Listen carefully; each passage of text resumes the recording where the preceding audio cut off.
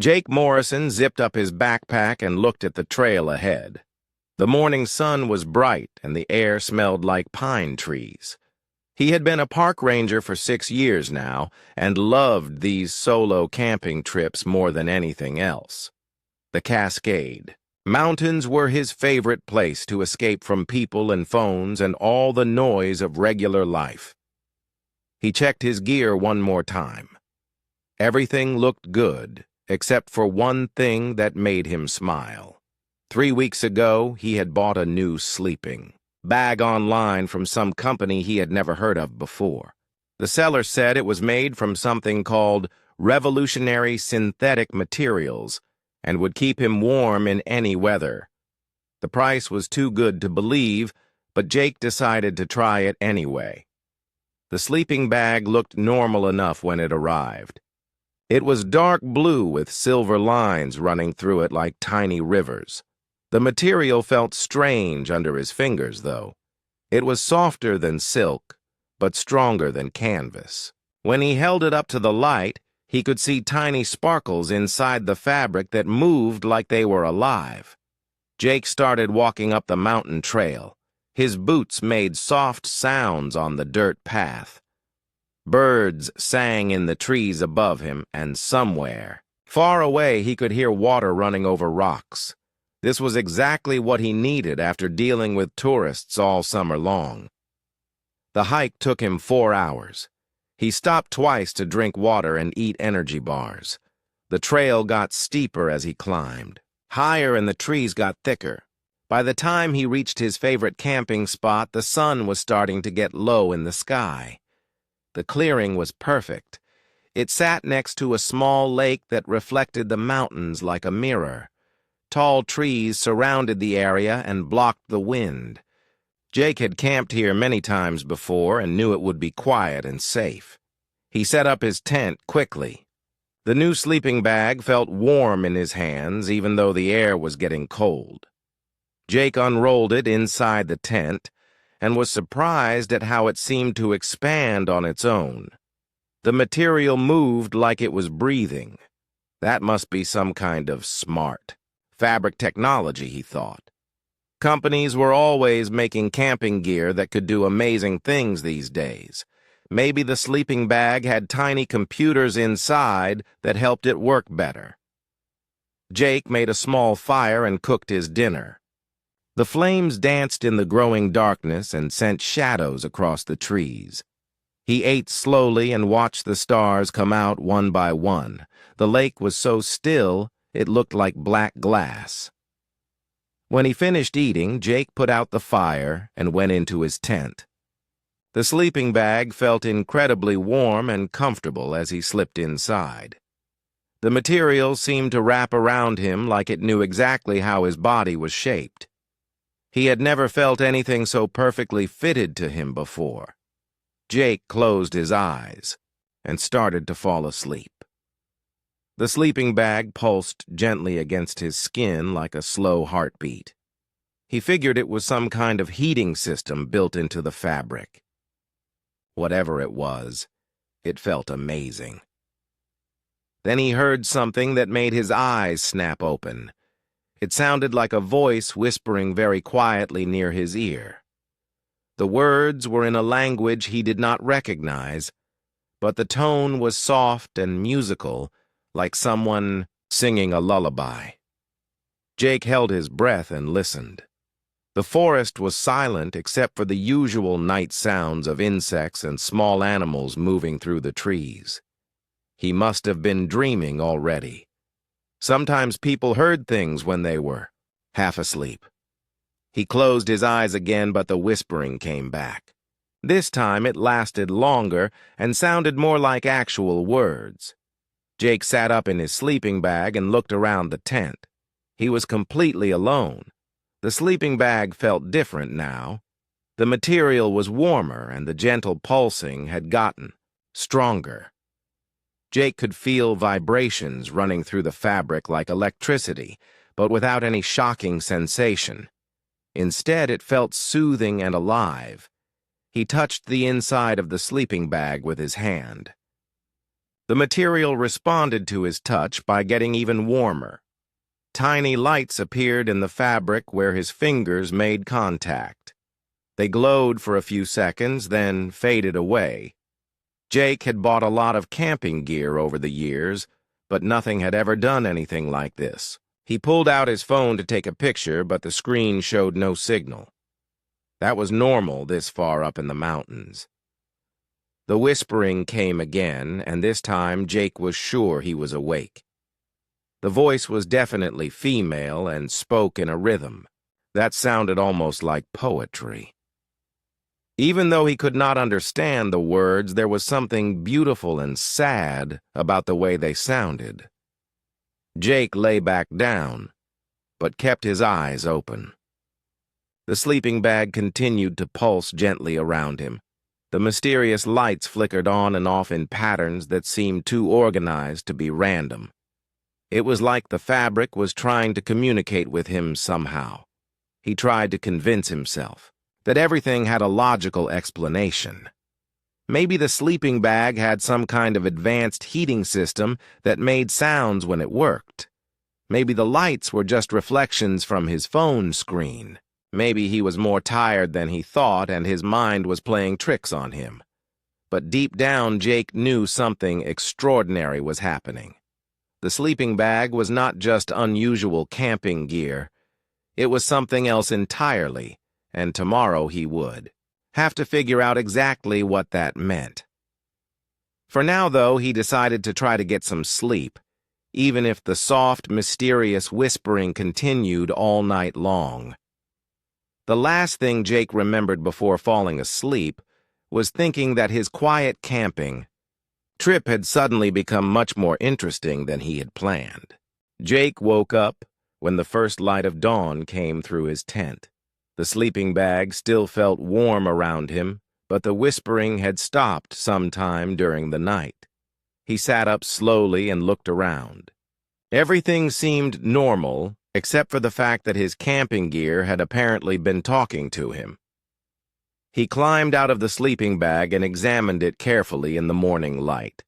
The dark blue material looked the same as before, but the silver lines seemed brighter now. When he touched the fabric, it felt like touching skin that was just slightly warmer than human temperature. Jake made coffee over his camp stove and tried to think logically about what had happened. Maybe he had been more tired than he realized. Maybe the altitude was affecting his brain.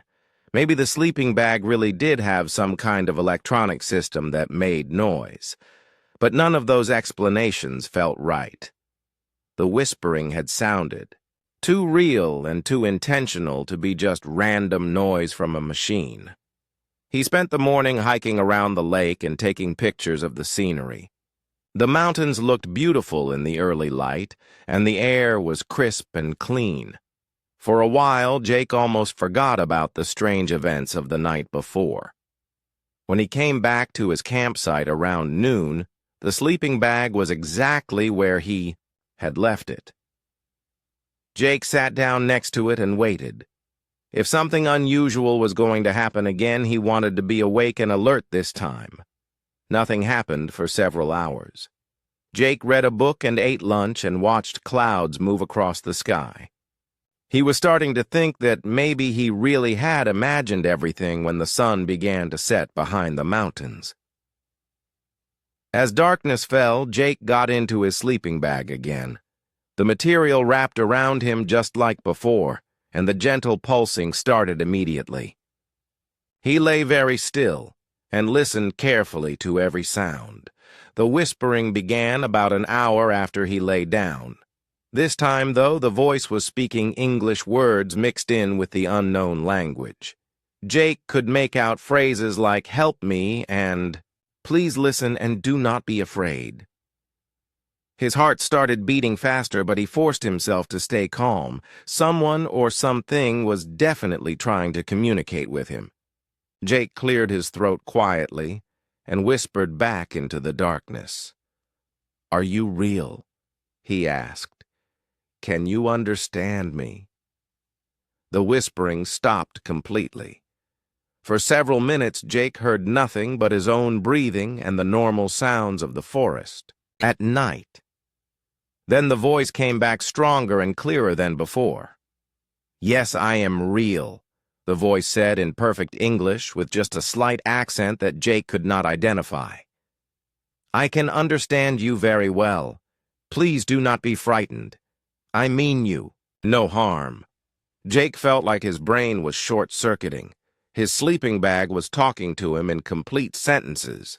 This was either the most advanced technology he had ever encountered or something that should not be possible at all. "What are you?" he whispered. "Are you some kind of computer program?" The voice made a sound that might have been laughter. "No, I am not a computer. My name is Lyra, and I am very far from my home. I have been waiting for someone like you to help me." Jake sat up inside the sleeping bag. The material moved with him like it was part of his body. "Where is your home?" he asked. "How? Are you inside this sleeping bag?" Lyra was quiet for a moment before answering. "My home is among the stars," she said finally. "I come from a place your people call the Vega system. I am what you would consider to be royalty among my people, though that title means less now than it once did." Jake felt dizzy. Either he was talking to an alien, or he was having the most detailed hallucination in human history. "How did you get here?" he asked. "Why are you disguised as camping equipment?" The story Lyra told him over the next 2 hours was almost impossible to believe.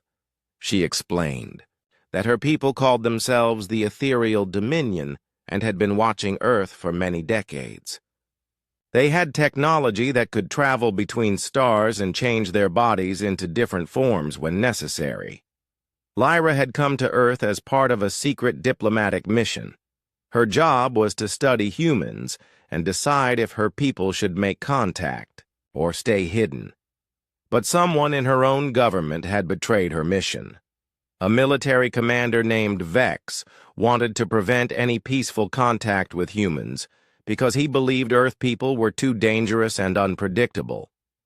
Vex had sent assassins to kill Lyra before she could complete her report. She had barely escaped by using an emergency transformation that changed her body into something that looked like human camping gear.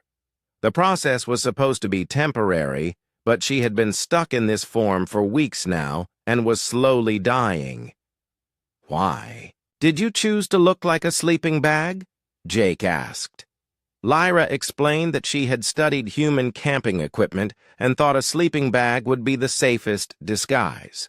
People used them in remote places where she could hide, and they touched human skin, which would help her understand human emotions and thoughts better.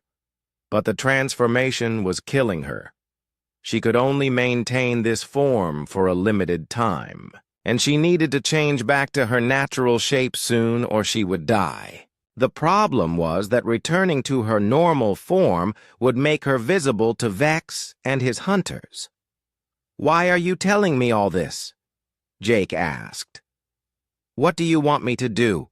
"Because I have been listening to your thoughts and feelings while you slept," Lyra said. "You are different from the other humans I have observed. You have great kindness, and you care about protecting things that cannot protect themselves. I have watched you help injured animals and clean up trails that other people have damaged. You have the heart of a guardian." Jake felt overwhelmed by everything he was hearing. An alien princess was asking for his protection, and she had been reading his mind while he slept. It should have been terrifying, but somehow Lyra did not feel dangerous to him. "What happens if I help you?"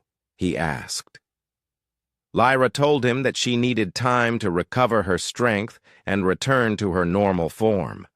Then she would have to contact the peaceful members of her government and convince them that humans deserved a chance at friendship rather than destruction. It would be dangerous for both of them because Vex would do anything to stop her. Jake.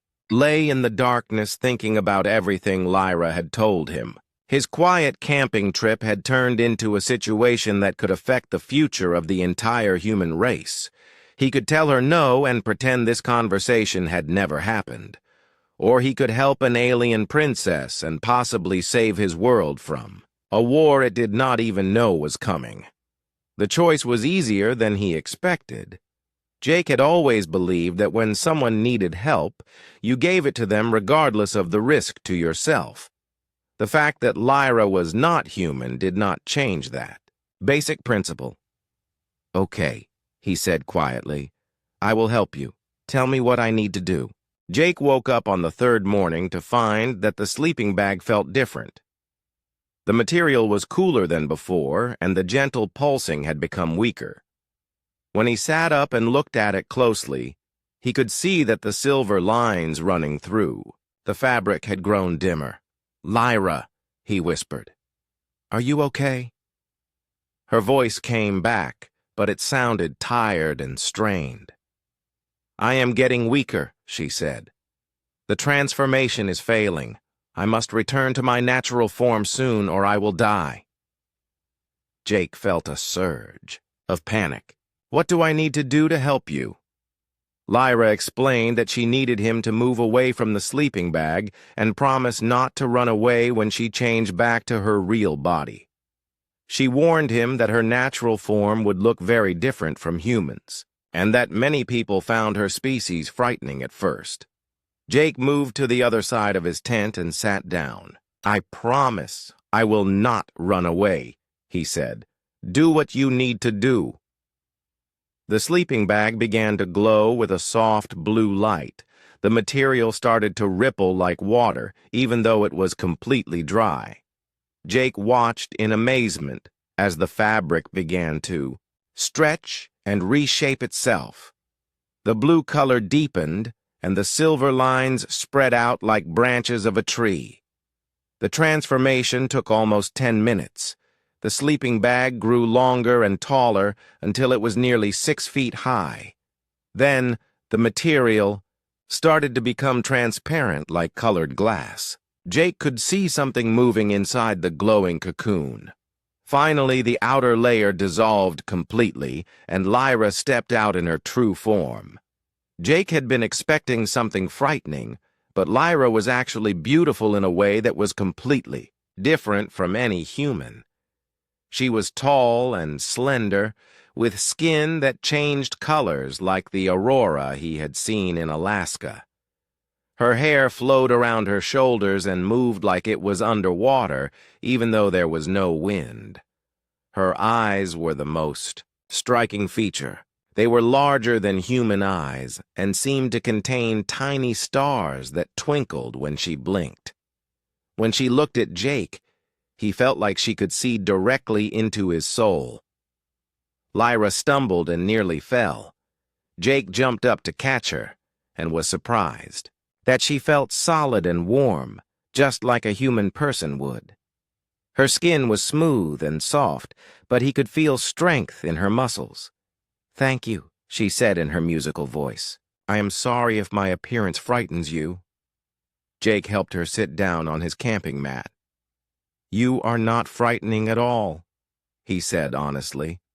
"You are probably the most beautiful person I have ever seen." Lyra smiled, and her skin shifted to warmer colors like a sunset. "Among my people, I am considered quite ordinary," she said, "but I thank you for your kindness." Jake gave her water from his bottle and some energy bars from his pack. Lyra ate and drank gratefully, while her strength slowly returned. As she recovered, Jake found himself studying her face and movements. Despite being from another world, she seemed familiar somehow, like he had known her for years instead of days.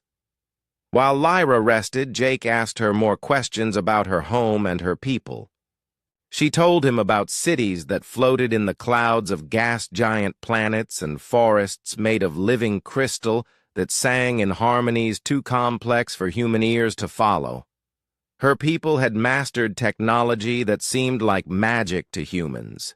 They could travel faster than light and change their bodies into almost any form they wanted. They had eliminated disease and hunger and war from their civilization centuries ago. But something was missing, Jake realized as he listened to her stories. The ethereal dominion sounded perfect, but also cold and empty in some ways. "We achieved peace by removing chaos from our lives," Lyra explained when Jake mentioned this. "We learned to control our emotions and desires so completely that we rarely feel passion or anger or spontaneous joy anymore.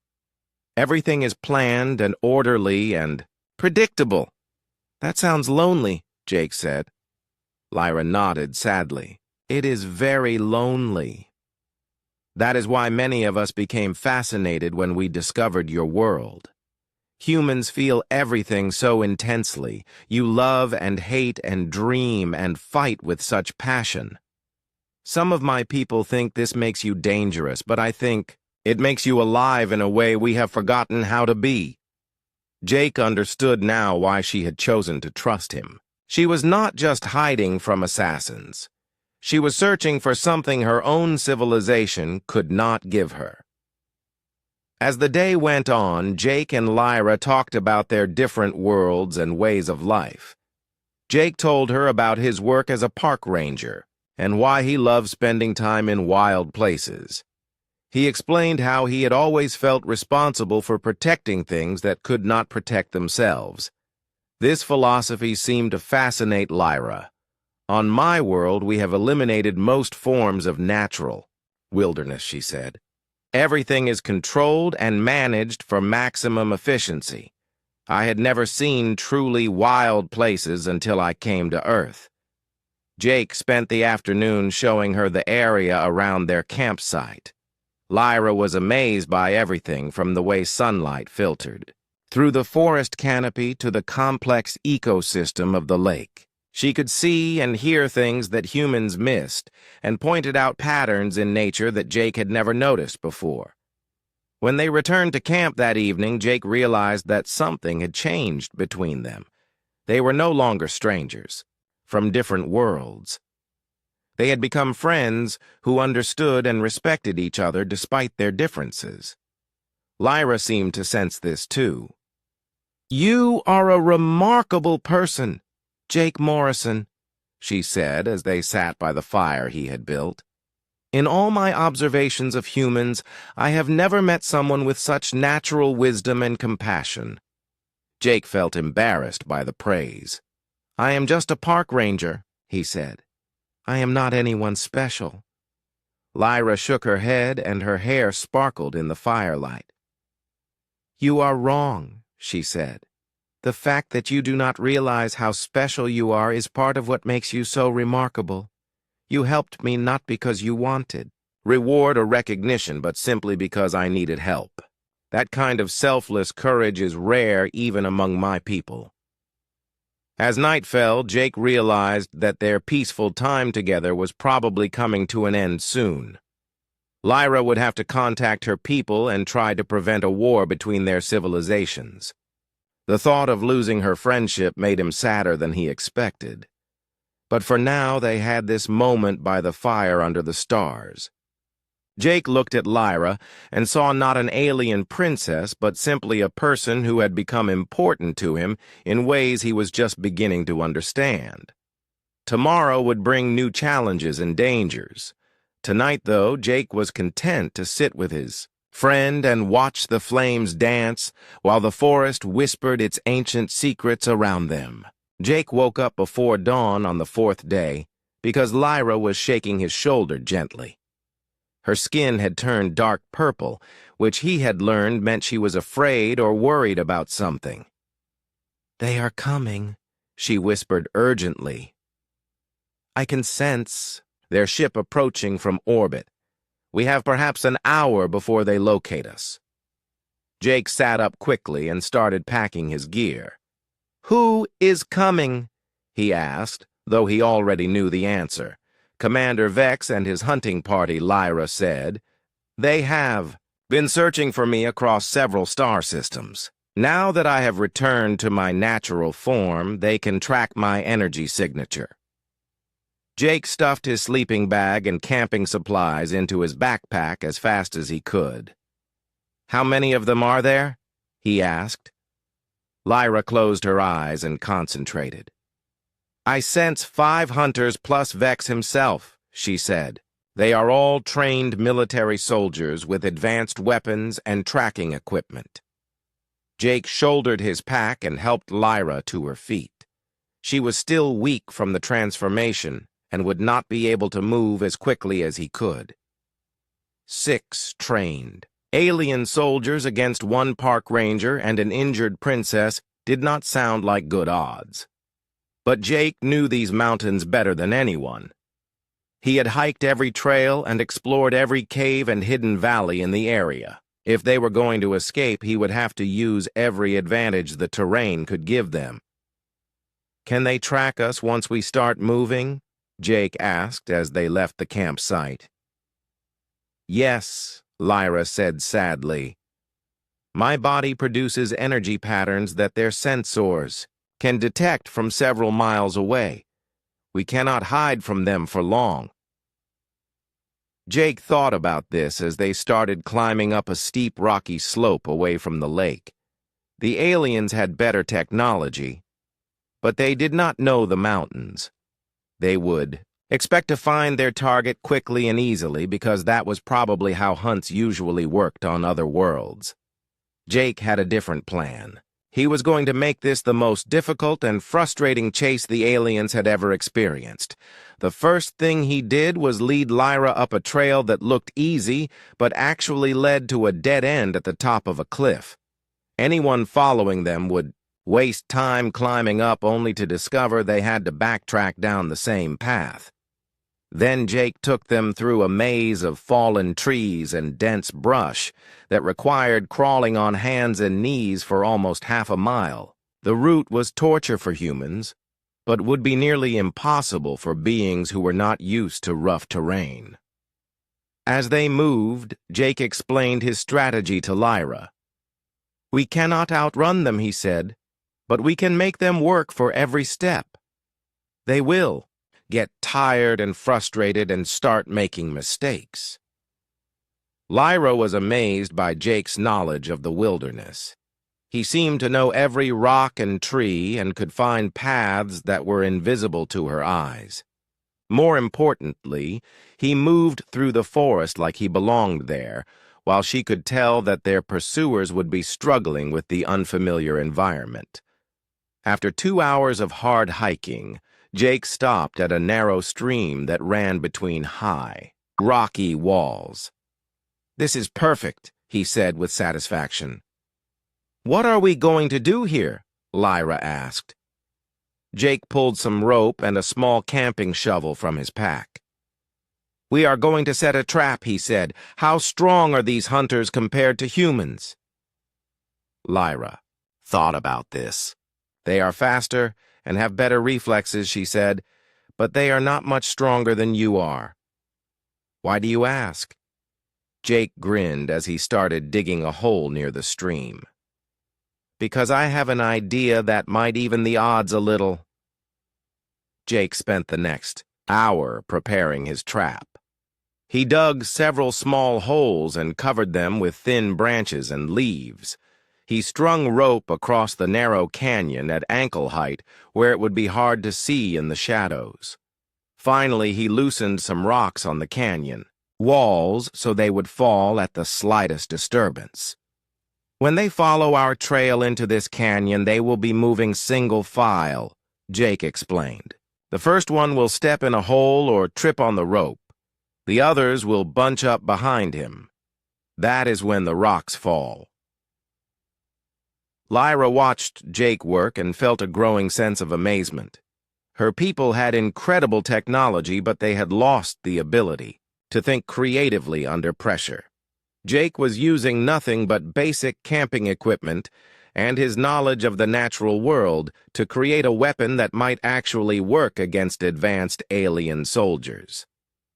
They left the canyon and continued climbing, higher into the mountains. Behind them, Jake could hear the sound of the alien ship landing near their former campsite. The hunt had officially begun. For the next several hours, Jake led their pursuers on the most punishing chase he could devise. He took them through swamps that soaked their equipment and thick forests that tore at their clothes and gear. He led them up steep slopes that left them gasping in the thin mountain air. Every few miles, Jake set another trap. He rigged deadfalls using heavy logs and tripwires. He created false trails that led to thorny thickets or unstable rock slides. He even used his knowledge of local wildlife to guide their path near a bear den and a nest of angry wasps. The aliens had better weapons and sensors, but Jake had something more valuable. He had 30 years of experience in these mountains and a deep understanding of how to use the environment as an ally. As the sun began to set, Jake and Lyra reached an old abandoned mining facility that had been built into the side of a mountain decades earlier. The main tunnel went deep underground and had dozens of side passages that connected to each other in a complex maze. "This is where we make our final stand," Jake said as they entered the dark tunnel. The aliens would have to follow them underground, where their advanced technology would be less useful, and Jake's knowledge of the mine layout would give them a huge advantage. Lyra looked around at the rusty equipment and crumbling support beams. "Are you sure this is safe?" she asked. Jake pulled a flashlight from his pack and checked the tunnel ceiling. "It is safer than being caught in the open," he said. "Besides, I have been exploring this mine since I was a teenager. I know every passage and every way out." They moved deeper into the mine, while behind them, Jake could hear their pursuers finally catching up. The aliens were tired and frustrated from the long chase through difficult terrain. Now they would have to continue the hunt in a dark underground maze designed by humans and defended by someone who knew every inch of it. Jake felt a grim satisfaction as he prepared for the final confrontation. The aliens had expected an easy hunt, but instead they had gotten a crash course in human stubbornness and ingenuity. Soon they would learn that underestimating humans was a very dangerous mistake. Deep in the old mine, Jake and Lyra moved carefully through passages that had not seen sunlight for 20 years. Jake's flashlight cut through the darkness and revealed rusted mining equipment and wooden support beams that creaked ominously as they passed. Behind them, they could hear the alien hunters entering the mine. Their voices echoed strangely in the tunnels, and Jake could tell they were having trouble with the darkness and unfamiliar environment. Jake led Lyra to a large chamber where 3 different tunnels met. He had played in this room as a child, and knew it better than anywhere else in the mine. More importantly, he knew that 2 of the 3 tunnels were dead ends that would trap anyone who entered them. "We wait here," Jake whispered as he positioned some old mining tools where he could reach them quickly. "When they come into this chamber, they will have to choose which tunnel we took. That will split them up." Lyra crouched behind an overturned mine cart and tried to make herself invisible. Her skin had turned completely black, which was how her people became camouflaged in darkness. Even with his flashlight, Jake could barely see her. The alien hunters entered the chamber 10 minutes later. Jake counted 6 figures moving in formation with weapons that glowed with blue energy. Their leader was taller than the others and wore armor that looked like it was made from liquid metal. That must be Commander Vex, Jake thought, as he watched them examine the 3 tunnel entrances. Vex barked orders in the alien language, and his soldiers split into 2 groups. 3 hunters went down the left tunnel, while 2 others headed toward the right passage. Vex himself remained in the chamber to coordinate the search. This was exactly what Jake had hoped would happen. He waited until the soldiers were out of sight, then picked up a heavy iron pipe that had once been part of the mining equipment. Jake stepped out from behind his hiding place and threw the pipe as hard as he could at a pile of loose rocks near the chamber entrance. The crash was enormous in the confined space and brought both groups of hunters running back to see what had happened. As the aliens crowded together in confusion, Jake triggered the trap he had set up earlier. A cascade of rocks and old wooden beams came crashing down from the ceiling, blocking the entrance tunnel completely. The hunters were now trapped in the chamber with only the two dead-end tunnels as possible escape routes. They realized immediately what had happened and began shouting angrily at each other in their own language. Commander Vex stepped forward and spoke in perfect English. "Very clever human," he said in a voice like grinding metal. "You have trapped us, but you have also trapped yourself. Surrender the princess, and I will make your death quick." Jake stepped into the light where Vex could see him clearly. "I have a better idea," he said. "Why don't you surrender to me instead?" Vex laughed harshly. "You are one primitive human with basic tools facing 6 trained soldiers with advanced weapons. What could you possibly do to threaten us?" Jake smiled and pulled out what looked like an ordinary camping lighter. "Actually, I am one human who knows that this mine used to extract natural gas as well as coal," he said. "There are still pockets of explosive gas trapped in these tunnels. One small flame in the wrong place could bring down this entire mountain." Vex stopped laughing. His soldiers looked around nervously at the cramped chamber and unstable ceiling. They were clearly uncomfortable being trapped underground, and the threat of an explosion terrified them. "You would kill yourself as well," Vex said, but his voice had lost some of its confidence. Jake shrugged. "Maybe," he said.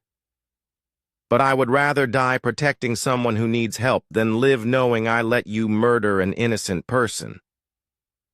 Lyra stepped out from her hiding place behind the mine cart. Her skin was glowing with soft colors that made the dark chamber look beautiful and magical. "Enough," she said in a voice that carried absolute authority. "Commander Vex, you will stop this hunt immediately and return to your ship." Vex turned to face her, and Jake could see real hatred in his eyes. "Princess Lyra," he said mockingly, "you have caused me a great deal of trouble. But your little adventure ends now." "No, it does not," Lyra said calmly. "Look above you, Commander." Everyone in the chamber looked up to see lights moving through the rock ceiling. The lights grew brighter, and suddenly the ceiling dissolved like it was made of smoke. A sleek alien ship lowered itself into the chamber and landed gently on the rocky floor. The ship's door opened, and several figures in elegant robes stepped out.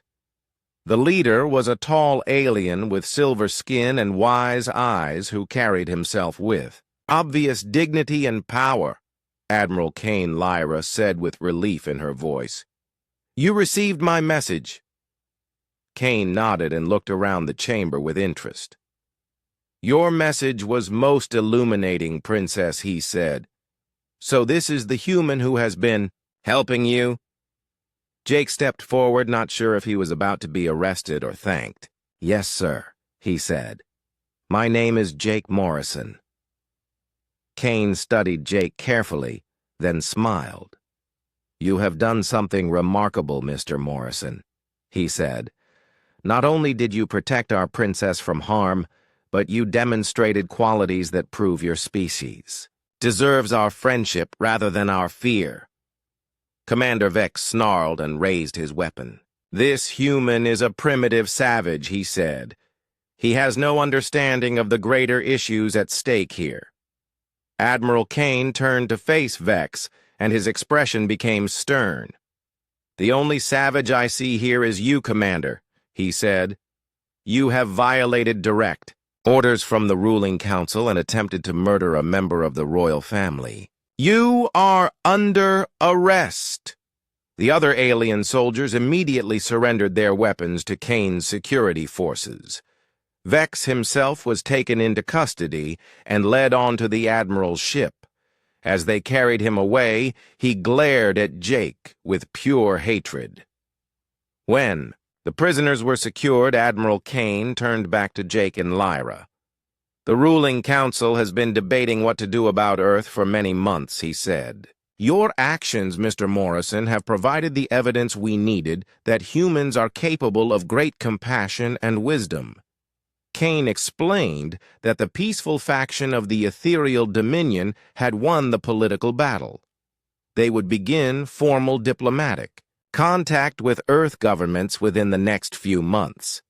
Jake would be invited to serve as one of the first human ambassadors because of his unique relationship with Lyra. More importantly, Lyra had requested permission to remain on Earth as her people's first permanent representative. Her mission would be to help both species learn to understand and trust each other. Jake looked at Lyra in surprise. You want to stay here? He asked. Lyra smiled and her skin shifted to warm golden colors. I have found something on your world that I never knew I was missing, she said. I have found friendship and purpose and the chance to make a real difference in the future of both our peoples. Admiral Kane transported them back to Jake's truck using technology that seemed like magic. As his ship disappeared into the night, Sky, Jake, and Lyra sat by a new campfire and talked about what would happen next. They would work together to establish a hidden diplomatic outpost in the mountains where they had first met.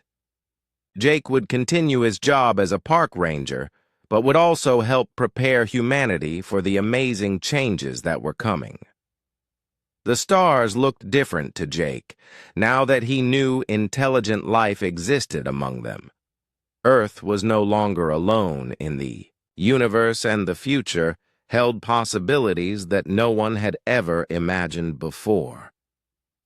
Jake looked at Lyra, who was watching the fire with peaceful contentment.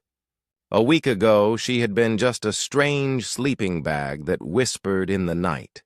Now she was his friend and partner in the most important work either of them would ever do. Some camping trips, Jake thought with a smile, were definitely more memorable than others.